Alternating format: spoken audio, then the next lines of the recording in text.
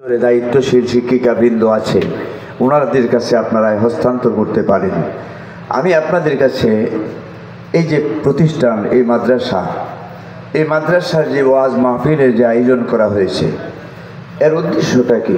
উদ্দেশ্যটা হলো যে এখানে কতিপয় ছেলে এবং মেয়েদেরকে ধর্মীয় শিক্ষা দেওয়া হয়, কিন্তু প্রত্যেকটা মুসলমানকেই ধর্মীয় শিক্ষা অর্জন করা জরুরি।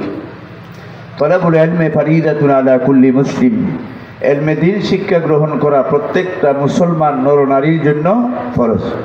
যে সমস্ত ছেলেমেয়েরা প্রাতিষ্ঠানিকভাবে শিক্ষা গ্রহণ করে, ওনারা তো শিক্ষা গ্রহণ করছে, এছাড়াও আরও শতকরা 98 জন মানুষ যাদের জন্য ইসলামী শিক্ষা গ্রহণ করা কি জরুরি।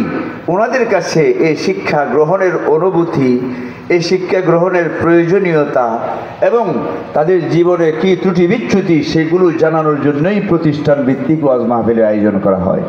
ইনশাআল্লাহ আমি সময় আপনাদেরকে নষ্ট করব না।